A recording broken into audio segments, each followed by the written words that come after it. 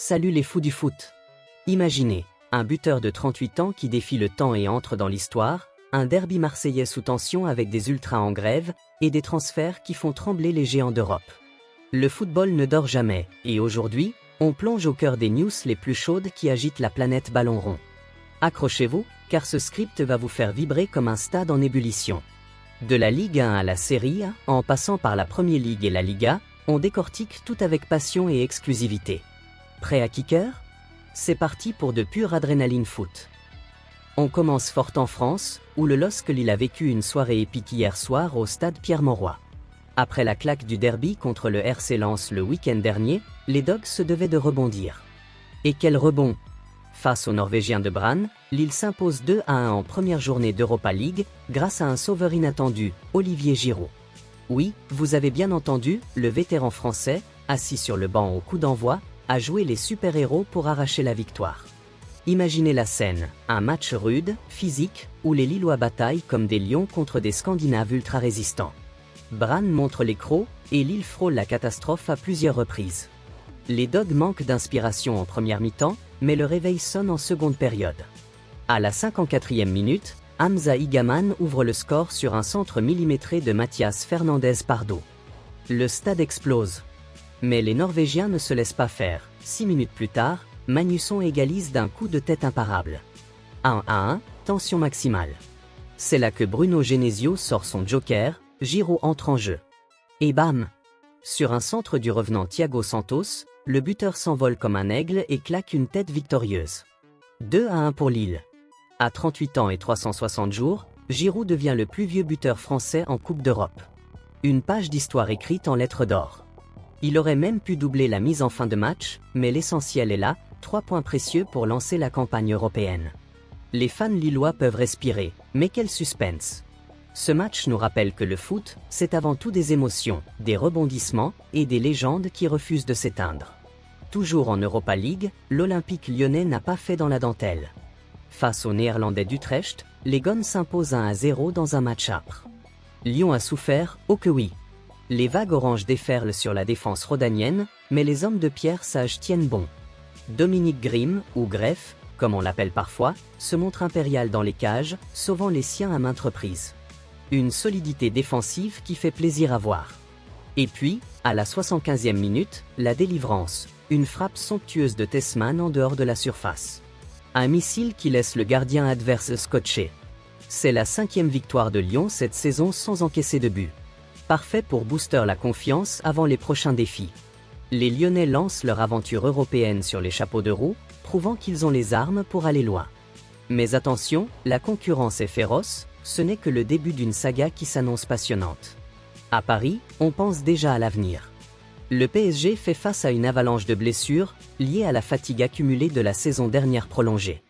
Les dirigeants ne veulent pas revivre ça, ils ciblent 3 profils pour le mercato hivernal. Un ailier pour dynamiter les défenses, un milieu pour contrôler le jeu, et un défenseur pour blinder l'arrière-garde.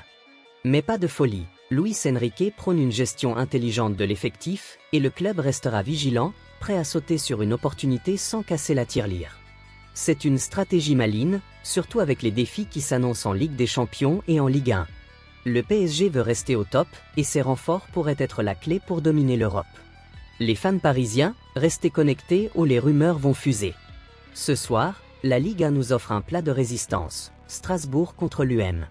Mais attention, l'ambiance risque d'être glaciale. Les ultras strasbourgeois annoncent une grève totale des encouragements.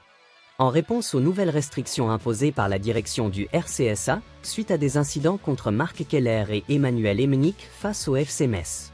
La loi du silence, titre l'équipe. Strasbourg sans ses supporters? C'est comme un match sans âme. De l'autre côté, Marseille arrive gonflé à bloc après la victoire prestigieuse dans le classique contre le PSG. Les Phocéens visent la première place provisoire. Roberto De Zerbi et ses hommes doivent confirmer, surtout après avoir été mis en difficulté par Strasbourg la saison passée. Une victoire à la Méno propulserait l'OM en tête. Mais sans le soutien adverse, Marseille pourrait en profiter, ou se faire piéger par un adversaire revanchard. Du pur suspense Ligue 1. Restons à Marseille avec Mehdi Benassia, le directeur sportif, qui s'est confié en exclusivité au Corriere dello Sport. Il décrit sa relation avec Roberto De Zerbi comme au top. Les deux boss travaillent main dans la main, discutant jusqu'à 2 heures du matin en visio. C'est quelqu'un qui aime les gens, il est beau et inspirant. Il vit le football comme moi, avec une passion débordante. Benassia compare De Zerbi à Guardiola, mais en unique, il respire le football et la vie. Cette interview révèle les coulisses d'un OM ambitieux, où la cohésion est reine. De Zerbi prépare les matchs avec une minutie folle, un atout pour viser les sommets. Marseille est en feu, et cette duo pourrait être la recette du succès. En Serie A, la Gazzetta dello Sport balance une bombe. Dusan Vlahovic est poussé vers la sortie à la Juventus. Malgré un bon début de saison, le Serbe n'a pas prolongé, et la vieille dame ne veut pas le perdre gratos. Chelsea et Manchester United lorgnent sur lui. Son départ ? Par un drame, avec Jonathan David et Loa Openda recrutés cet été. Du côté du Milan AC, Adrien Rabiot s'adapte en express grâce à son ex-coach Massimiliano Allegri. Le Français est déjà un pilier dans un Milan qui enchaîne les victoires. Ce week-end, face au leader Naples, une win permettrait aux Rossoneri de recoller en tête. Rabiot, prêt à briller dans ce choc. Outre-Manche, William Saliba fait la une du Sun, Saliba fout des Gunners. Le défenseur français prolonge avec Arsenal, malgré l'intérêt du Real Madrid. Recruté en 2019, il devient le défenseur le mieux payé de l'effectif d'Arteta. Une preuve de confiance mutuelle. Avec Gabriel, ils forment une charnière impénétrable. Saliba, fan d'Arsenal depuis l'enfance, veut gagner des titres. Après des prêts à Nice et l'UM, il est au sommet. En Espagne, Mundo Deportivo pleure, un coup dur pour le Real, qui doit pivoter vers d'autres cibles. Arsenal garde son joyau, un signal fort pour l'ambition des Gunners. En Liga, le Barça s'est fait peur à 6 jours du choc contre le PSG en Champions League. Privés de Baldé, Yamal, Fermin Lopez et Gavi, les Blaugrana sont menés à la pause par Oviedo en coupe. Mais remontada. 3-1 finale, avec Lewandowski décisif pour le 2-1.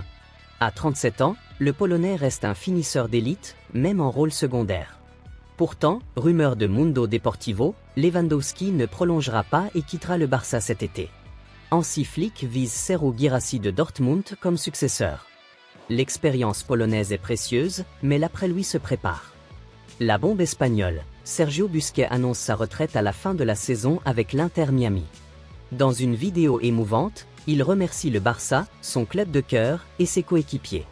La presse, Sport, Mundo Deportivo, salue une légende. Classe balle au pied, intelligence tactique, trio mythique avec Xavi et Iniesta.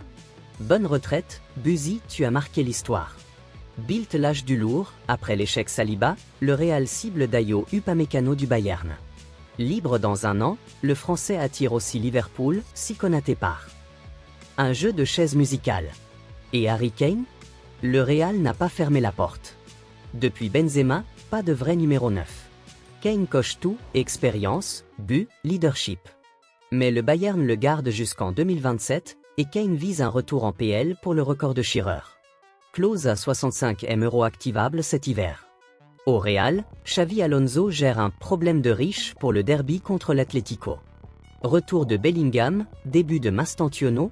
À droite, Gullet ou Mastantuono. À gauche, Vinicius ou Rodrigo. Vinicius, avec un but récent, veut se relancer, mais seulement un but en 17 matchs contre l'Atlético. Et Camavinga de retour. Polyvalent, énergique, il offre des solutions. Alonso le loue, plus qu'une option. Voilà les potes, un tour d'horizon foot qui pulse. Du drame lillois au adieu de Busquets, en passant par les intrigues mercato, le ballon rond nous réserve toujours des twists. Merci pour votre vibe, on se capte bientôt pour plus de news. Foot Forever.